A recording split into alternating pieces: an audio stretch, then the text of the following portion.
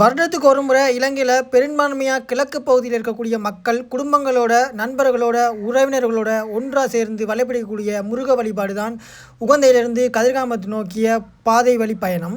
இந்த பாத யாத்திரை அப்படின்னு பார்த்தீங்கன்னு சொன்னால் இலங்கைக்கே உரித்தான ஆறாம்படை வீடான கதிர்காம கந்தனை நோக்கிய இந்த வருடம் இந்த வழிபாட்டு முறைகள் எப்படி இருக்குது, மக்களுடைய பயணங்கள் எப்படி இருக்குன்னு சொல்லி நாங்கள் முழுமையாக பார்த்து தெரிஞ்சுக்கொள்வோம். வாங்க வீடியோக்குள்ளே போகலாம். அங்க என்ன காட்டு மிருகங்கள் விலங்கு ஆறுகள் இருக்குதானே. இப்பொழுது உகந்தையில் இருக்கிறோம். இது முருகனுக்குரிய உகந்தமான இடம். இது என்ன இடம்? நாட்கள் குறையும் போது அசௌகரியங்கள் ஏற்படும். தங்குமிட வசதி, நீர் பற்றாக்குறை. இங்க வந்து நிறைய மடங்கள் இருக்கு. அந்த மடங்களும் வந்து நாங்க வந்து பார்க்க போறோம். இந்த கச்சேரி இருக்கு போல இருக்கு. எப்ப நைட்டுக்கு இருக்கு. வணக்கம், நான் உங்கள் செந்துரன். நம்ம இப்ப எங்க நிக்கிறோம் பாத்தீங்கன்னு சொன்னா உகந்தையில நிக்கிறோம். இந்த உகந்தை பத்தி நிறைய பேர் தெரிஞ்சிருக்கும், தெரியாதவங்களுக்கு சொல்லிக்கிறேன். இது பாத்தீங்கன்னு சொன்னா கதிர்காமம் முருகன் கோயிலுக்கு போகிறதுக்கு முதல் பாத யாத்திரை ஆரம்பிக்கிற ஒரு பகுதி தான் வந்து இந்த உகந்தை முருகன் ஆலயம். ஸோ இங்கேருந்து பார்த்தீங்கன்னு சொன்னால் கும்மன் அப்படின்னு சொல்லக்கூடிய ஒரு காட்டு வழி பயணம் பார்த்தீங்கன்னு சொன்னால் 6 நாட்கள் கொண்டது. அந்த 6 நாட்களும் சித்தர்கள், யோகிகள், மகான்கள் அப்படின்னு சொல்லி பெரும் மக்கள் வந்து பார்த்தீங்கன்னு சொன்னால் இந்த பாத யாத்திரை செய்யுது. அதுக்கு பிறகு பார்த்தீங்கன்னு சொன்னால் அது தலைமுறையாக பார்த்தீங்கன்னா இப்போவும் மக்கள் வந்து இங்கேருந்து கதிர்காமத்தை நோக்கி பாதை வழி அப்படி நடந்து போவாங்க. ஸோ அந்த பாத யாத்திரையை செல்றதுக்கு முதல் நாள் ஆரம்பிக்கக்கூடிய அந்த உகந்தையில் தான் நாங்கள் வந்து நிற்கிறோம். ஸோ இந்த உகந்தையிலேருந்து நாங்கள் வந்து இப்போ பார்த்தீங்கன்னு சொன்னால் இந்த இடம் முதலாவது நாள் எப்படி இருக்குது, அதே மாதிரி பாதை திறந்த பின்பு இந்த பகுதி எல்லாம் எப்படி இருக்குது, இங்கே இருக்கிற சிறப்பான விடயங்கள் என்னென்ன அப்படிங்கிற பார்த்தீங்கன்னு சொன்னால் நாங்கள் வந்து வீடியோ காலையில் முழுமையாக பார்க்க வரோம். ஸோ சேனலுக்கு நீங்கள் எதாவது முதல் தடவை வந்தீங்கன்னா மறக்காம சேனலை சப்ஸ்கிரைப் பண்ணிடுங்க. இந்த உகந்தையை பற்றி நான் ஏற்கனவே வந்து ஒரு பிளேலிஸ்ட்டே போட்டிருக்கேன், கதிர்காமம்னு சொல்லி. நீங்கள் அதில் பார்த்தீங்கன்னு சொன்னால் நிறைய விடயங்களை தெரிஞ்சு கொள்ளக்கூடிய வகையில் இருக்கும். ஸோ இந்த 2026 கதிர்காமம் பாத யாத்திரை எப்படி இருக்குது அப்படிங்கிறத பார்த்தீங்கன்னு சொன்னால் நாங்கள் இனிமேல் வந்து பார்க்க ஆரம்பிப்போம். பார்த்தீங்கன்னு சொன்னால் நாங்கள் வந்து இப்போ முன்பகுதியிலேருந்து பார்த்துட்டு இருக்கோம். இங்கேருந்து தான் வந்து பாத யாத்திரை வரக்கூடிய பக்தர்களை பேருந்தில் வந்து இறக்கி விட்டுருவாங்க, அது பிறகு போவாங்க. பார்த்தீங்கன்னா ஒவ்வொரு இடமும் இந்த பகுதியில் வந்து பக்தர்கள் நிற்க மாட்டாங்க. இந்த முறை பார்த்தீங்கன்னு சொன்னால் இந்த பகுதியிலே பக்தர்கள் இருக்கிறாங்கன்னு சொன்னால், அதுவும் இப்போ நேரம் பார்த்தீங்கன்னு சொன்னால் சரியா 4:10. இன்னும் போக போக நிறைய பக்தர்கள் வந்து கொண்டிருப்பாங்க. பாருங்க, இந்த பகுதியிலெல்லாம் பலமையாக நிற்கிறதே இல்லை. ஆனால் இந்த முறை நிறைய பக்தர்கள் வந்திருக்காங்க. இங்கேயே இவ்வளோ பேருன்னு சொன்னால் இன்னும் அந்த முக்கியமான இடங்கள்லாம் போய் பார்க்கணும், எப்படி இருக்குன்னு சொல்லி நாங்கள் போய் பார்ப்போம்.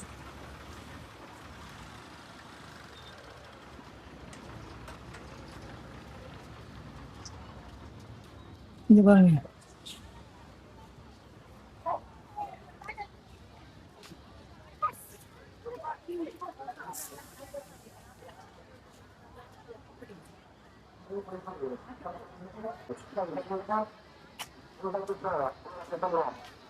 ஆலயத்துக்குள்ள போற முன் பகுதி தான் இதெல்லாமே.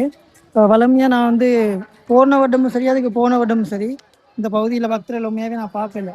இந்த முறை பார்த்தீங்கன்னு சொன்னால் இந்த உடுப்பு கடைகளும் கூட அதே மாதிரி பக்தர்களும் வந்து முன்பகுதியில், அதாவது இந்த முன்பகுதியிலேயே நிறைய பக்தர்கள் நிற்கிறாங்க.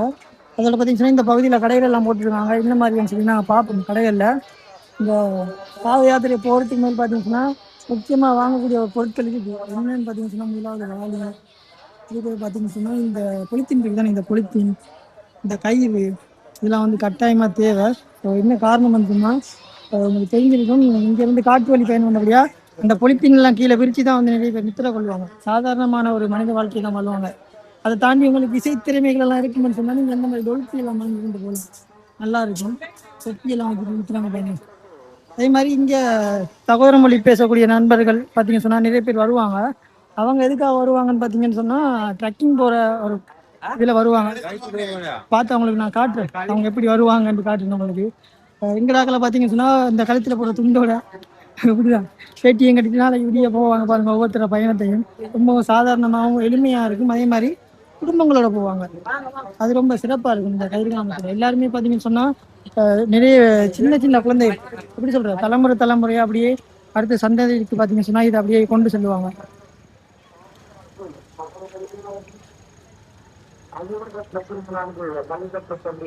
இந்த பகுதியில் பார்த்தீங்கன்னா இப்போ கடைகள்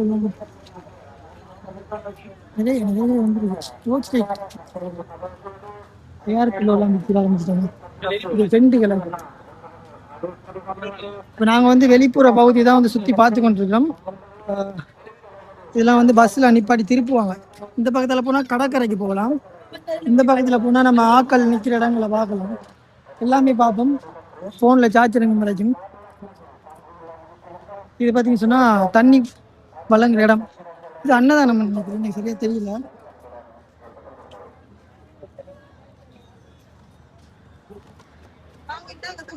ஊருக்குள்ள ஒருத்தன் இப்படி இருப்பான். இதில் பார்த்தீங்கன்னா குடிநீர் மட்டும் பண்ணப்பட்டிருக்கு. அடுத்தது வந்து இந்த கிழக்கு மாகாண ஐயப்பன்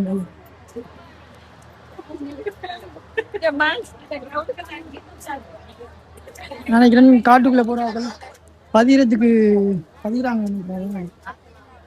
காட்டுக்கு போறார்கள் பதிகிறதா? காட்டுக்கு போறார்கள் பதிகிறது தான் நினைக்கிறேன்.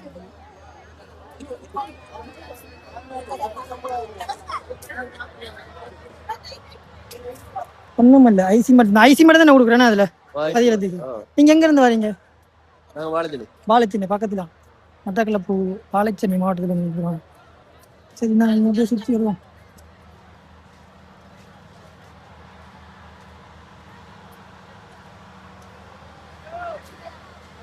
எல்லாரும் பார்த்தீங்கன்னா அந்த காவி கலர்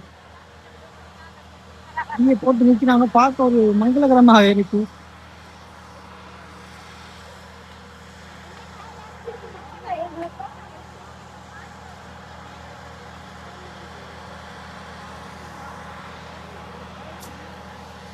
குடும்பங்களோட வராங்க பார்த்தீங்கன்னு சொன்னால் இங்கேயே வந்து சமைச்செல்லாம் சாப்பிடுவாங்க. அப்படியே காட்டுக்குள்ள போய் குடும்பமாக சமைச்சு சாப்பிட்ற ஆக்கிரம் இருக்காங்க.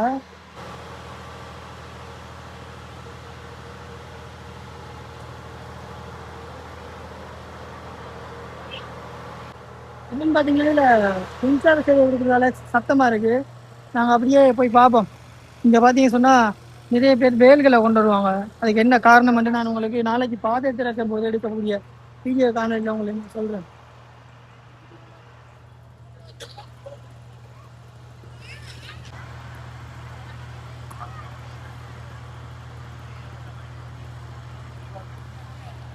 ஐயா வணக்கம்.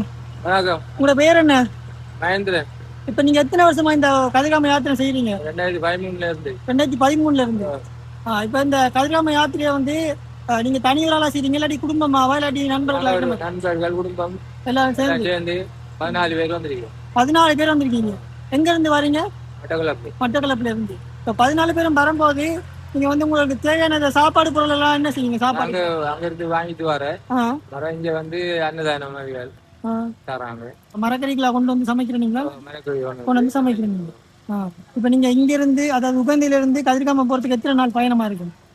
சில நேரம் 6 நாள் முடிக்கும், 7 நாள் முடிக்கும், 10 நாள் முடிக்கும், சிலர் 3 நாள்லயும் போறாங்க. நீங்க இப்ப நடந்து செல்லும் போது எந்த பகுதி சரியா கஷ்டமா இருக்கு அப்படி நீங்க நினைக்கிறீங்க? இந்த பகுதி வந்து சொல்லல, எல்லாம் கொஞ்சம் கஷ்டம் தான். எல்லாம் கடினமான பாதை தான். எல்லாமே கஷ்டமா தான். கடினமான பாதை தான். தண்ணியும் வரும், தண்ணிலையும் போகணும், தண்ணிலையும் போகணும். மணல். இப்ப இந்த முறை மழை பெருசா இல்ல போல, அதனால வந்து இப்ப இங்க இருந்து அதாவது புதிதாக போறாங்களுக்கு நீங்க ஏதாவது சொல்லணும்னு சொன்னா என்ன சொல்ல விரும்புறீங்க? யாத்திரை நீ பிடிச்ச வராங்களுக்கு நாங்க இப்படிதான் போகணும். நாங்க போறது கொஞ்சம் அவதானமாக போறது. அவதானமா போகணும்னு சொன்னா இப்ப அதிக வெயில் படியா இந்த அங்க நெருப்புகள் மூட்டுறது அதெல்லாம் கவனமா பாத்துக்கணும்னா காட்டு தீயதிகள் பரவாம. மிருகங்கள் கொஞ்சம் கூடுதலாக நடமாட்டம் இருக்கிறாங்க. அப்படியா?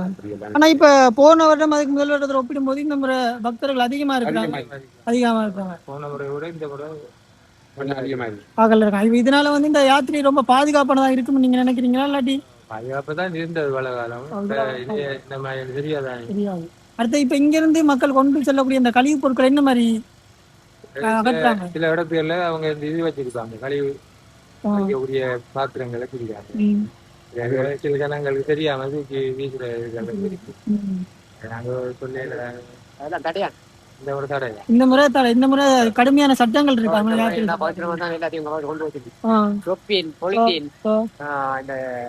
நம்ம தண்ணி குடிக்கிற போத்தல்கள் அதெல்லாம் கொண்டு போய் அங்க என்ன காட்டு மிருகங்கள் விலங்கு ஆறுகள் இருக்குதானே, அது இடையில தூக்கி எறிகிறதால அதுகளுக்கு இந்த பிரச்சனைகள் வரக்கூடும் என்ற மாதிரி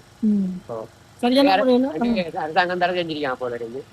வனவிலங்கு பாட்டி மற்ற ஆபிமாரா அவங்க இவங்க எல்லாம். இப்ப நீங்க உணவுப் பொருட்கள் கொண்டு போகும்போது என்ன மாதிரியான உணவுப் பொருட்கள் கொண்டு போவீங்க? பட்டர் பிஸ்கெட் அதுகளை அப்படியானதுகள் எல்லாம் கொண்டு போவோம், சமைச்சு சாப்பிடுவோம். சமைக்கிறோம் அல்லண்டா அங்க அன்னதானம் கொடுப்பாங்க. சில இடத்துல கொடுப்பாங்க, அதை எடுக்கலாம். இப்ப இங்க இருந்து கதிர்காமம் பாத யாத்திரை வந்து ஏன் செல்லணும் அப்படின்னு நினைக்கிறீங்க? ஒரு காரணம் இருக்கும்ல. இப்போ நம்ம இங்கேருந்து அவ்வளோ தூரம் காட்டுக்குள்ளே நடந்து போய் முருகனை அங்கே பார்க்கணுமா அப்படின்றத விட நம்ம நேராக கதிர்காமத்தில் போய் வழிபடலாம் அப்படின்னு ஒரு நேர்த்தி வச்சிருப்பாங்க. நடந்து வந்து ஒரு சிலர் அவங்க இந்த போகணுமென்ற இதெல்லாம் பார்க்கணும் அப்படியா அந்த அதாவது சித்த யோகிகள் வந்து நடந்து பாதையால நாங்கள் ஒருக்கா போய் பார்க்கணும் அந்த மாதிரி ஒரு ஆசை தான். சரி ஐயா, ரொம்ப நன்றியோ. கண்டிப்பா. சரி, இப்போ நாங்கள் வந்து இந்த ஐயாக்களை கைத்துனாங்க. இனி வந்து மேல இருக்க மலையில நின்று இங்க சுற்றி இருக்கிற அமைப்பை பார்ப்போம். பார்த்துட்டு அப்படியே கீழே வருவோம். மேல என்ன கோயில் இருக்கு? மேல பிள்ளையார் கோயில்.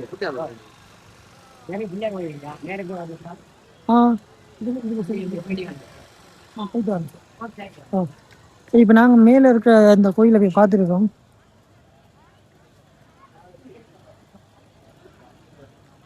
அதுக்கு முதல் இந்த கீழ்ப்பகுதியில் இருக்கிறது என்ன கோயில் அப்படின்னு பார்த்தீங்கன்னு சொன்னால் தெய்வானை அம்மன் கோயில்.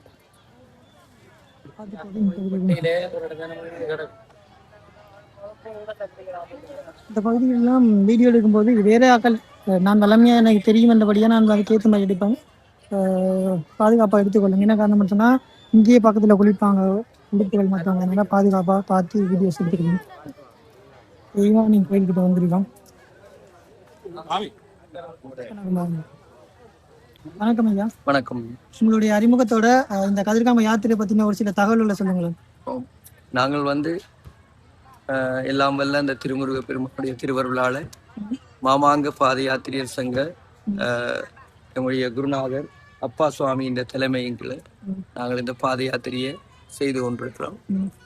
கிட்டத்தட்ட 64 வருடங்கள் ஆக இந்த பாதையில எங்களுடைய அப்பா சுவாமி அவர்கள் இந்த யாத்திரையை செய்து கொண்டிருக்கிறார். அவருடைய கீழ்ப்படிதலின் கீழே எல்லா சுவாமிகளும் நாங்கள் இந்த பாத யாத்திரையை மேற்கொண்டு போய்கொண்டிருக்கிறோம். கிட்டத்தட்ட எவ்வளவு பக்தர்கள் இந்த யாத்திரை? இந்த யாத்திரையில கிட்டத்தட்ட 1000 பக்தர்கள் இந்த முறை கலந்து கொள்வார்கள் நாங்கள் எதிர்பார்க்கிறோம் எங்களுடைய மாமாங்க பாத யாத்திரை சங்கத்தில். அடுத்தது இப்ப இந்த யாத்திரை வந்து நீங்க எவ்வளவு காலமா செய்றீங்க? நாங்கள் வந்து கிட்டத்தட்ட 20 வருடங்களாக செய்து கொண்டோம். 20 வருடங்களா தொடர்ந்து செய்கிறோம். ஆனால் அப்பாவோட சேர்ந்து அப்பா வந்து 64 வருடங்களாக இங்கே வந்து இந்த பாத யாத்திரையை கொண்டு வழிநடத்தி கொண்டிருக்கிறார். அவரோட சேர்ந்து பயணித்த அனைத்து சுவாமிகளும் இப்ப தனித்தனியாக அவங்க தனி கிளைகளாக, அவர் ஆணி வேர் என்றால் மரமாகி இப்ப கிளைகளாக இதுல பயணிக்கின்ற ஒவ்வொரு யாத்திரை குழுக்களும் அப்பா சுவாமியோட பயணிச்சவங்களாகத்தான் இருப்பாங்க. இப்ப நீங்க இவ்வளவு வருட காலமா யாத்திரை செய்றீங்க. இப்ப புதுசா அந்த யாத்திரையில கலந்து கொள்ளணும் நினைக்கிறாங்களே, நீங்க என்ன சொல்றீங்க? எல்லோரும் இறைவனுடைய நாமத்தை சொல்லி இந்த புனிதமான பாத யாத்திரையில நீங்கள் தவமாக இருந்து தவம் செய்துதான் இந்த பாத யாத்திரையை செய்ய வேண்டும். அப்பொழுதுதான் நீங்கள் கேட்கிறது கிடைக்கும், நினைக்கிறது நடக்கும். இதை ஒரு சுற்றுலாவாகவோ அல்லது வேறு ஏதும் கருமங்களாகவோ நீங்கள் பயன்படுத்தி இந்த பாத யாத்திரையில போறது வந்து அது உங்களுக்கான பலனை தராது. அதோட நாங்கள் இந்த பூமியில பிறப்புக்கும் இறப்புக்கும் இடையில இருக்கின்ற இந்த காலப்பகுதியில முடிந்தளவு இந்த கதிரை யாத்திரையை ஒரு முறையாவது இந்த யாத்திரையை மேற்கொள்ள வேணும்.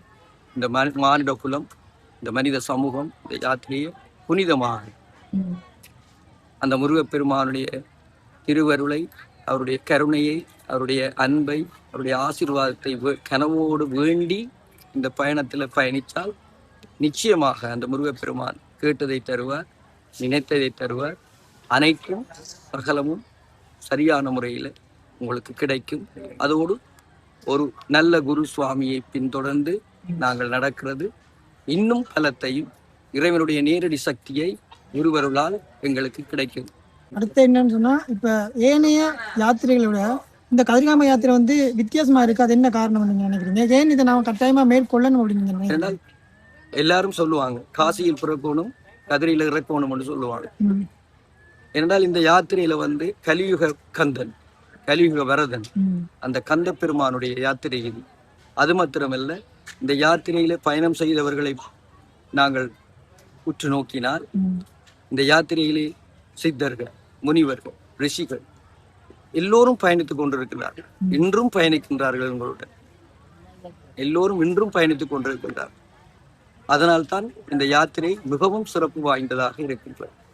எனவே இந்த யாத்திரையை நாங்கள் எங்களுடைய ஐம்பொறிகளையும் அடக்கி மனம், வாக்கு, காயங்கள் இவை மூன்றாலும் இறைவனுடைய திருநாமத்தை சொல்லி வேண்டி நடக்கின்ற பொழுது இறைவன் என்னுடைய நேரடி சக்தி வைத்த அந்த ரிஷிகள், முனிவர்கள் எங்களோட கூட பயணம் செல்லும் பொழுது நாங்கள் கேட்கின்றதை அவர்கள் தருவார்கள். நமக்கு 6 இடங்களையும் சொல்ல முடியுமா? நாங்கள் இப்பொழுது உகந்தையில் இருக்கிறோம்.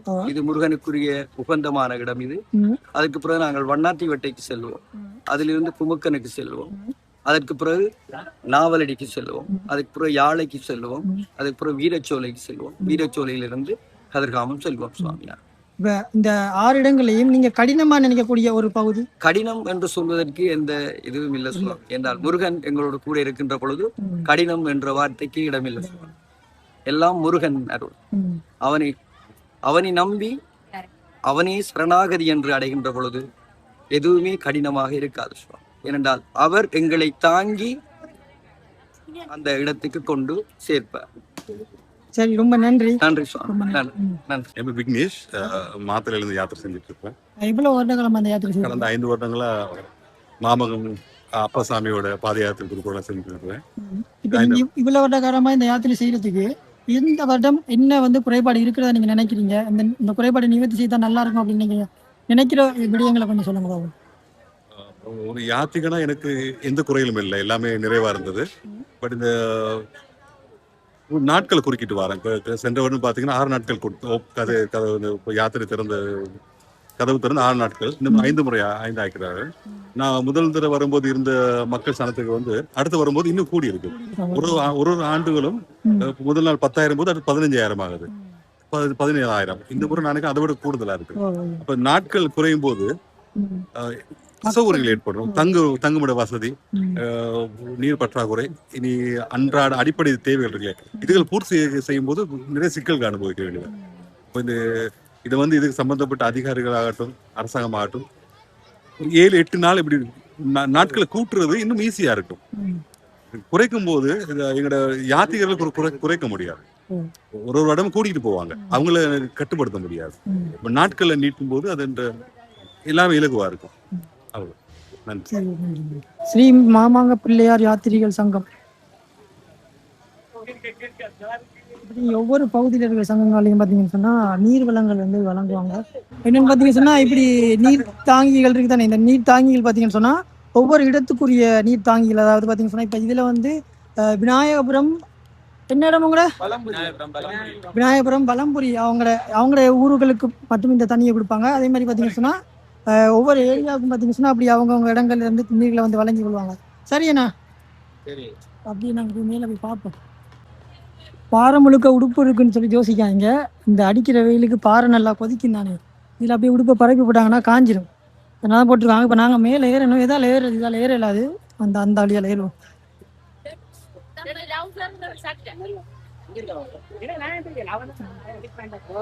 குடும்பமா டீ ஊற்றி குடிக்கிறாங்க. நாங்கள் என்ன செய்யறோன்னு சொன்னால் டீ ஊத்தாட்டியும் பரவாயில்ல, பக்கத்தில் நின்று வாய் பார்த்தோம்னா கூப்பிட்டு தருவாங்க. அப்போ அதனால கஷ்டப்பட்டு இந்த செம்பு தேயிலை சீனியெல்லாம் தூக்க தேவையில்லை, பக்கத்தில் நின்றா சரி. என்னமோனே சாப்பிட்டு கேட்பாங்க. இல்லைன்னு சொன்னால் அவங்க எங்களுக்கு தருவாங்க, நம்ம குடிச்சிட்டு சந்தோஷமாக போகலாம். பார்த்தீங்கன்னு சொன்னால் நாங்கள் பக்கத்தில் இருக்க மலைக்கு மேலே ஏற்றிருக்கோம். பொதுவாகவே மட்டக்களப்பு மக்களோட பழகாதவங்க தான் அவங்கள பற்றி 1000 விதமான கருத்துக்கள் சொல்லுவாங்க. ஆனால் பழகினவங்ககிட்ட யார்கிட்ட கேட்டாலுமே என்ன சொல்லுவாங்கன்னா, உண்மையாக பழகிவார் உசுரை கொடுக்குற ஒரு கூட்டம்னு சொல்லுவாங்க. என்ன காரணம்னா, நாங்கள் அவங்களோட கதைக்கும் போது முதலாவது கேட்குற விஷயமே என்ன மனே சாப்பிட்டியா அப்படின்னு தான் கேட்பாங்க. நாங்கள் எங்கே இருந்து வந்தாலும் சரி, முதலாவது எங்களை சாப்பிட வச்சு வயிறு நினைப்பி தான் அனுப்ப பார்ப்பாங்க. அது யார் எவரென்ற ஒரு வித்தியாசம் இல்லை, பாகுபாடு இல்லை, மொழி இல்லை, மதம் இல்லை, ஜாதி, எந்த இதுவுமே இல்லை. முதலாவது சாப்பிட்டியாமானேன்ற ஒரு கேள்வி மட்டும்தான் இருக்குமாங்க. சாப்பிடலாட்டி கட்டாய வச்சு மனசை வயிறை நிறைச்சி தான் அனுப்புவாங்க. இதுதான் எனக்கு மட்டக்களப்பு மக்களோட ரொம்ப பிடிச்ச ஒரு செயல்னு சொல்லலாம். அதோட பார்த்திங்கன்னா இது அவங்களோட ஒரு ஊருன்னு சொல்லலாம். அது அந்த என்ன சொல்கிற அந்த கிழக்கு மாகாணத்தில் இருக்கிற ஒரு சிறப்புன்னு கூட சொல்லலாம். அந்த அப்படியே சாப்பாடை கொடுத்து அனுப்பி வைப்பாங்க. அதான் சிறப்பு. நான்லாம் தனியாக தான் எப்போயுமே கதிர்காமத்துக்கு யாத்திரை சொல்லுவேன். ஸோ தனியாக செல்லும்போது பார்த்திங்கன்னு சொன்னால் எதையுமே கொண்டு போக மாட்டேன். அப்படி இருக்கும்போது ஆக்களோட கதைச்சிட்டு இருக்கும்போது பேட்டி எடுக்கும்போதெல்லாம் டக்குன்னு கேட்பாங்க சாப்பிட்டீங்களான்னு. அப்போ நான் சொல்லுவேன் சாப்பிட்டேன்னு சொல்லுவேன். இல்லை நான் இனிமேல் தான் நான் பார்க்கணும் அப்படின்னு சொல்லும்போது விட மாட்டாங்க. அந்த நேரத்தில் அவங்க அவங்களால என்ன உணவு இருக்கோ அதில் கொடுத்து பகிர்ந்து தான் உண்ணுவாங்க. நாங்களும் சாப்பாடை கிடைச்சிட்டேன்னு சொல்லி சாப்பிட்டுட்டு ஓடுறதில்லை. என்னென்னு சொன்னால் இங்கே இப்போ கூட அவள் கொடுத்து கொண்டிருக்கிறாங்க. கூப்பிட்டு கொடுக்குறாங்க. என்னன்னு சொன்னால் சாப்பாடை வந்து அவங்க வந்து எல்லாருக்கும் பகிர்ந்து கொண்டு தான் வந்து போவாங்க. இப்போ நான் பசியில் இருக்கும் பொழுது அவங்க சாப்பிட்டாங்கன்னு சொன்னால் அந்த யாத்திரை வந்து பூர்ணமாகாது. அப்படின்றத விட அவங்க வந்து சாதாரணமாகவே அவங்களோட ஊருக்கு போனாலும் இப்படி தான் வரவேற்பில் வந்து உணவு பழக்க வழக்க முறையில் வந்து சிறந்தவங்களாக வந்து இருப்பாங்க. நீங்கள் வந்து தண்ணியெல்லாம் கேட்டால் கூட இந்த இதுவுமே பார்க்க மாட்டாங்க, அப்படியே தண்ணி தருவாங்க. ஏன்னா நிறைய இடங்களில் தண்ணியெல்லாம் கொடுக்க மாட்டாங்க, உங்களுக்கு தெரியாது. அதெல்லாம் பற்றி நான் அடுத்தடுத்த காணொலிகள் நான் சொல்கிறேன். இலங்கையில் அப்படியான ஊர்கள் இருக்குது. அந்த வகையில் பார்த்திங்க சொன்னால் இந்த மட்டக்களப்பு மக்களோடு ஒன்றியலாக மனிதத்துவத்தை பார்த்து பழகக்கூடிய ஒரு நல்ல ஒரு மனசு நிறைந்தவங்க. உண்மையாகவே இந்த கிழக்கு கரை மக்கள் தான் பார்த்திங்க சொன்னால் இந்த கதிர்காம யாத்திரையை வந்து உண்மையாகவே இவ்வளவு காலமாக நீடித்து நெடுந்தூரமாக, அதாவது பல்லாண்டு காலமாக வந்து பார்த்திங்கன்னா இந்த கதிர்காமத்தையும் சரி இந்த உகந்தையும் சரி கைவிட்டுடக்கூடாது, இது நம்மளுடைய ஒரு உரிமை அப்படின்றத பார்த்திங்க சொன்னால் இந்த உலகத்துக்கு வந்து இன்னும் பறைசாட்டி கொண்டு அது சரியான முறையில் வழிநடத்தி கொண்டு போகிற மக்கள் பார்த்திங்க சொன்னால் இவங்க தான். போன வருடம் நான் வீடியோ எடுத்து கொண்டிருக்கும் போது இந்த யாத்திரை இதில் பதிவாங்க தானே, இப்போ உகந்தையிலேருந்து கதிர்காமம் எத்தனை பேர் போகிறான்னு சொல்லி ஐசியை கொடுத்து பதிகிற இடத்துல இருந்த அந்த இராணுவ வீரர் சொல்லிட்டு இருந்தார். வார ஐசியில் பார்த்திங்க சொன்னால் அதிகமானது பார்த்திங்க சொன்னால் எல்லாமே கிழக்கு பகுதி தான். வட மாநிலத்திலேருந்து ஐடென்டி எதுவுமே பெருசாக வரதில்லை, அவங்க ரொம்ப வாரது குறைவு, இந்த கிழக்கு பகுதி மக்கள் தான் போகிறாங்க அதிகமாக அப்படின்னு சொல்லிட்டு இருந்தாங்க. நிறைய பேர் வந்து கதிர்காமத்துக்கு என்னோடய ஃப்ரெண்ட்ஸ் சைக்கிளில் கிட்டத்தட்ட ஒரு 350 பேர் யாழ்ப்பாணத்தில் இருக்கிறாங்கன்னு சொன்னால் அதில் வந்து ஒரு 12 பேர் 13 பேர் தான் உண்மையாகவே இந்த கதிர்காமத்துக்கே வந்திருக்காங்க. அதுவும் நான் தான் இழுத்து வந்திருக்கேன். எனக்கு தெரியலை ஏன் அப்படின்னு சொல்லி. உண்மையாகவே ஒருக்காவாட்டி சாவரத்துக்குள்ளே இந்த கதிர்காமத்தை வந்து பார்த்துருங்க. அதுவும் இந்த உகந்தையிலேருந்து கதிர்காமத்துக்கு ஒரு நாளாவது நீங்கள் வந்து அதாவது வருஷத்தில் ஒருக்காதான் இது நடைபெறுது. அதனால் ஒருக்காவது பாத யாத்திரையை வந்து தயவு செய்து போய் பார்த்துருங்க சாவரத்துக்குள்ளே. அப்படி இருக்கும் வாழ்க்கையில் எல்லாத்தையும் இழந்து எல்லாத்தையுமே மறந்து எல்லா மக்களுமே சமன் என்ற மாதிரி எதுவுமே இல்லாமல் நம்ம வந்து இந்த இடத்துல வந்து முருகனை போய் சென்றடைவோம் அப்படிங்கிறது வந்து ஒரு உண்மையாகவே நம்ம வந்து கொடுத்து வச்சுருக்கணும் அப்படி தான் நான் சொல்லுவேன். என்னோடய அனுபவத்தில் நான் சொல்கிறேன். இதெல்லாம் வந்து நான் வந்து எதுவுமே இந்த யோசிக்கலை. நான் வந்து ரொம்ப தொடர்ச்சியாக யதார்த்தமாக பேசக்கூடிய ஒரு ஆள், அப்படியே தான் வந்து கழிச்சிட்ருக்கேன். நீங்கள் என்ன நினைச்சாலும் சரி, உங்களோட கருத்துக்களை என்னென்னு சொல்லி கீழே வந்து கமெண்டில் தெரிவித்து கொள்ளுங்க. நீங்கள் எத்தனை வாட்டி கதிர்காமம் போயிருக்கீங்க அப்படிங்கிறத வந்து தெரிவித்து கொள்ளுங்க. அதே மாதிரி நீங்கள் கதிர்காமம் போகணும்னு ஆசைப்படுறீங்களா, எங்கே இருக்கிறீங்க அப்படிங்கிறத வந்து தெரிவித்து கொள்ளுங்க. அடுத்த வருடம் இந்தியாவிலேருந்து கிட்டத்தட்ட ஒரு 12 பேர்கிட்ட வந்து நான் வந்து கதிர்காம யாத்திரையில் கூட்டிகிட்டு போக போகிறேன். ஸோ அதனால் நீங்களும் இந்த வீடியோ பார்க்குறீங்க அப்படின்னு சொன்னால், இப்போ எங்கேயும் வெளியே இருந்தீங்கன்னு சொன்னால், உங்களுக்கு கதிர்காம யாத்திரை வந்து போகிறதுக்கு விருப்பம்னு சொன்னால் என்னோட வந்து தொடர்பு கொள்ளுங்கள். அடுத்த வருடம் கட்டாயம் வந்து நான் வந்து எல்லாரையும் அழைச்சி கொண்டு போகிறதுக்கு தயாராக இருக்கிறேன். அதற்கு முன்கூட்டியே வந்து அதுக்கு என்னென்ன வழிமுறைகளை நான் வந்து உங்களுக்கு சொல்கிறேன். ஸோ நீங்கள் வந்து இப்போ நாங்கள் உகாந்தையில் இருக்கக்கூடிய இன்னொரு முருகன் ஆலயத்துக்கு வந்திருக்கோம். பார்ப்போம் இந்த அமைப்புகள் இந்த சூழல்கள் எப்படி இருக்குது அப்படின்னு சொல்லி. சரி வாங்க முருகனை போய் பார்ப்போம். பாத யாத்திரை ஆரம்பிக்கிற உகந்தை எனும் முருகன் கோயிலில் நிறைய மர்மமான இடங்கள் மற்றும் நிறைய மர்மம் நிறைந்த கதைகளும் இருக்குது. அதெல்லாம் என்னென்னு சொல்லி நாங்கள் அடுத்தடுத்த வீடியோ காணொலியில் பார்க்க போகிறோம். அதுக்கு முதல் இந்த காணொலியில் உகந்தையில் பாத யாத்திரை செய்யக்கூடிய பக்தர்கள் என்னென்ன மாதிரி பிரச்சனைகளை எதிர்நோக்குறாங்க, இப்படி இங்கே வந்தால் என்னென்ன செய்யலாம் அப்படிங்கிறத பற்றிச்சுன்னா நாங்கள் வந்து இந்த வீடியோ காணொலியில் பார்த்து தெரிஞ்சுக்கொள்வோம். வீடியோ காணொலியை மறக்காமல் தொடர்ந்து முழுமையாக பாருங்கள். போன வருஷத்தோட இந்த வருஷம் நிறைய பக்தர்கள் வந்திருக்காங்க. சன்னதியிலிருந்து வரீங்களா? எத்தனை நாள் முடிஞ்சிச்சு அங்கிருந்து வரதுக்கு? இப்ப இளம் தலைமுறைக்கு நீங்க என்ன சொல்ல வரீங்க? இளம் தலைமுறைக்கு நிறைய சொல்ல இருக்குது, ஆனா யாரும் கேட்கிற மாதிரி இல்ல. ஒரு ஊருக்கும் வந்து தங்குற மரங்கள் இருக்கு. இதான் பாத்தீங்கன்னா மறையும் மனிதர்களும் ஒன்றா வாழ்ற இடம் பாத்தீங்கன்னா உகந்தை, மானும் மனிதர்களும் ஒன்றா வாழ்ற இடம் பாத்தீங்கன்னா அது திருவண்ணாமலை.